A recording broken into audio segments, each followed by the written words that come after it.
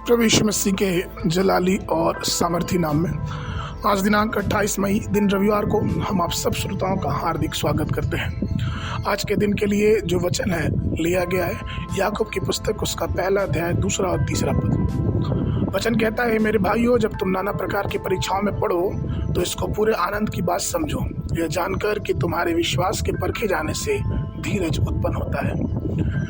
प्रियो, बहुत से ऐसे लोग हैं जो अपने जीवन में परीक्षाओं से गुजरने में बहुत परेशान हो जाते हैं, वे इसे सहन करने में असमर्थ होते हैं और उनमें से कुछ तो मसीह को नकारने में भी और मसीह के पीछे चलने के लिए भी मना कर देते हैं। लेकिन परीक्षाओं के बीच में परमेश्वर की उपस्थिति का अनुभव करना हमारे लिए अद्भुत और बहुत ही महत्वपूर्ण है। इसलिए तो पौलुस लिखता है कि हे भाइयों, जब तुम नाना प्रकार की परीक्षाओं में पढ़ो तो इसे आनंद की बात समझो। यदि हम अपनी परीक्षाओं में आनंदित रहें तो शैतान लज्जित होगा और हम परमेश्वर की उपस्थिति से बेहिसाब भर जाएंगे। यहाँ तक कि जब यीशु मसीह 40 दिन तक उपवास किया और प्रार्थना किया तो विरोधी ने उसे परखने की कोशिश की। हालांकि एक बहुत कठिन परीक्षा थी, तब भी प्रभु उन परीक्षाओं को पास करता गया, वो विजयी हुआ और शैतान को हराया। मत्ती उसके 4:11 वचन कहता है कि तब शैतान उसके पास से चला गया और देखो, स्वर्गदूत आकर उसकी सेवा टहल करने लगे।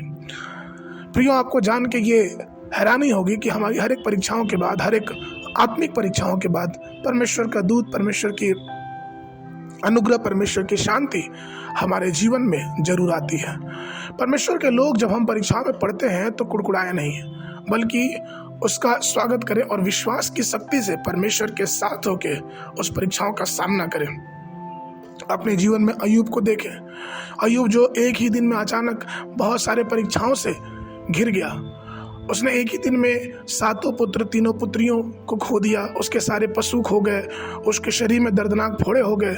इतनी जबरदस्त परीक्षा आज तक पूरी दुनिया के इतिहास में किसी की नहीं हुआ। लेकिन फिर भी अय्यूब उसके 23:10 में कहता है, परंतु यहोवा मेरी चाल जानता है, जब वो मुझे परखेगा तो मैं सोने के समान निकलूंगा।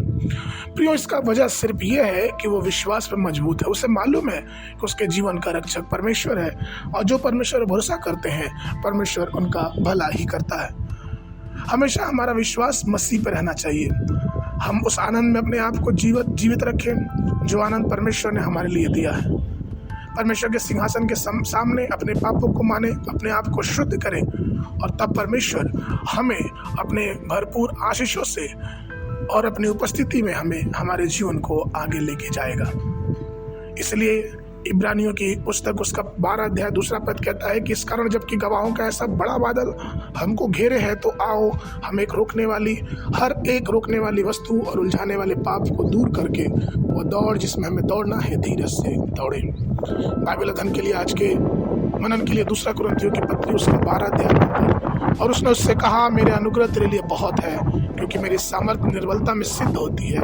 इसलिए मैं बड़े आनंद से अपनी निर्बलताओं पर घमंड करूंगा कि मसीह की सामर्थ्य मुझ पर छाया करती रहे। बाइबल अध्ययन के लिए सुबह के समय 2 इतिहास की पुस्तक उसका 4, 5 और 6 अध्याय, शाम के समय यूहन्ना की पुस्तक उसका 10 अध्याय 24 पद से लेके 42 पद तक। परमेश्वर आप सबको आशीष देवे।